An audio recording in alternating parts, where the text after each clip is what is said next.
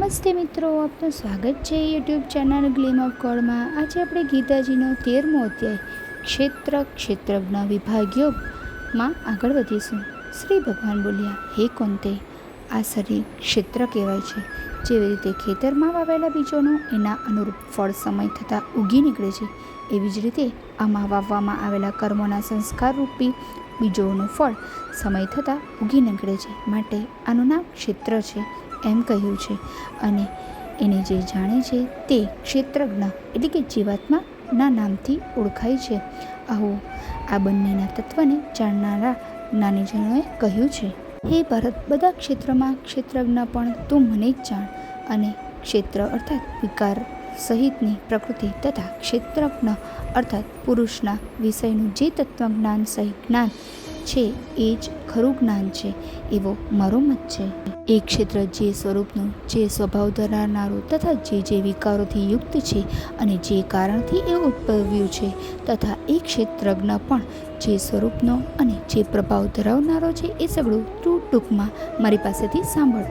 ક્ષેત્ર અને ક્ષેત્રજ્ઞનું આ તત્વ ઋષિઓ દ્વારા અનેક પ્રકારે કહેવાયું છે, વિવિધ વેદ મંત્રો દ્વારા પણ વિભાગપૂર્વક કહેવામાં આવ્યું છે, તેમજ સારી રીતે નિશ્ચિત કરેલા યુક્તિપૂર્વકના બ્રહ્મસૂત્રોના પદો દ્વારા પણ કહેવાયું છે।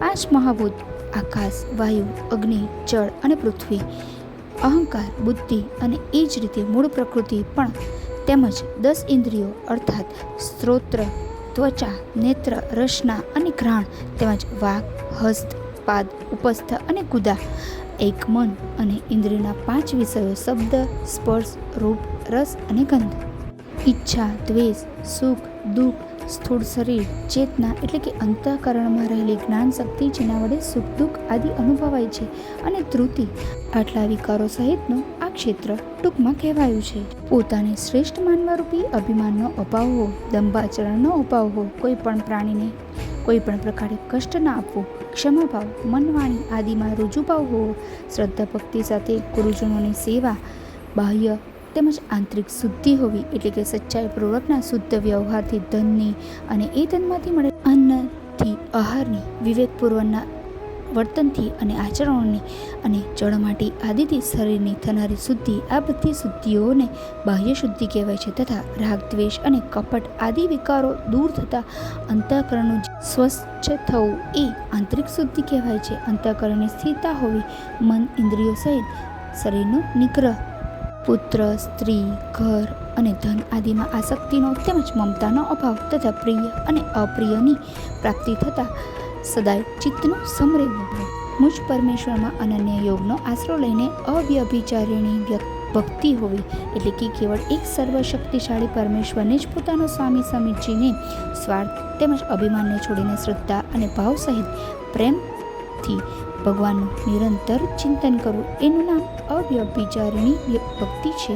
તથા એકાંત અને શુદ્ધ સ્થાનમાં રહેવાનો સ્વભાવ હોવો અને વિષયાસક્ત માણસોના સમુદાયમાં પ્રીતિ ન હોવી। અધ્યાત્મ જ્ઞાન એટલે કે જે જ્ઞાન વડે આત્મવસ્તુ અને અનાત્મ વસ્તુની સમજણ પડે છે, એ જ્ઞાનનું નામ અધ્યાત્મ જ્ઞાન છે। એમાં નિત્ય સ્થિત રહેવું અને તત્વજ્ઞાન વડે જેનું પ્રતિપાદન કરવામાં આવે છે, એ પરમાત્માને જોતા રહેવું, આ બધું જ્ઞાન છે। અને જે આ બધું અવળું છે એ અજ્ઞાન કહેવાયું છે। એટલે કે જ્ઞાનના સાધનોથી અવળા જે માન, દમ, હિંસા આદિ છે, જેઓ અજ્ઞાન વધવાના કારણો હોવાને લીધે તેને અજ્ઞાનના નામે ઓળખાવ્યા છે। જે જાણવા યોગ્ય તત્વ છે તથા જેને જાણીને માણસ પરમાનંદને પ્રાપ્ત થાય છે, એને સમ્યક રીતે કહું છું। પ્રકૃતિ અને જીવાત્મા એ બે અનાદિઓનો સ્વામી પરમ બ્રહ્મ નથી સત કહેવાતો કે નથી અસત। એ સર્વ તરફ હાથ પગ ધરાવનાર, સર્વ તરફ આંખ, મસ્તક અને મુખ ધરાવનાર અને સર્વ તરફ કાન ધરાવનાર છે, કેમ કે સંસારમાં એ સૌને વ્યાપીને સ્થિત છે। એટલે કે આકાશ જેવી રીતે વાયુ, અગ્નિ, જળ અને પૃથ્વી એ બધાનું કારણ હોવાને લીધે એ સર્વને વ્યાપીને રહેલું છે, એ જ રીતે પરમાત્મા પણ સર્વનું કારણ હોવાને લીધે આખા સચરાચર બ્રહ્માંડને વ્યાપીને સ્થિત છે। એ સગળી ઇન્દ્રિયોના વિષયોને જાણનારો છે, છતાં વાસ્તવમાં સગળી ઇન્દ્રિય વિનાનો છે, તથા આસક્તિ વિનાનો હોવા છતાં પણ સર્વનું ધારણ પોષણ કરનારો છે, અને નિર્ગુણ હોવા છતાં પણ ગુણોને ભોગવનારો છે। એ ચરાચર સર્વભૂતોની અંદર બહાર પૂર્ણ રૂપે વ્યાપેલો છે, તેમજ ચર અચર રૂપે પણ એ જ છે અને એ સૂક્ષ્મ હોવાને લીધે જાણી શકાતો નથી. એટલે કે જે રીતે સૂર્યના કિરણોમાં રહેલું જળ સૂક્ષ્મ હોવાને લીધે સાધારણ માણસો પણ જાણી શકતા નથી.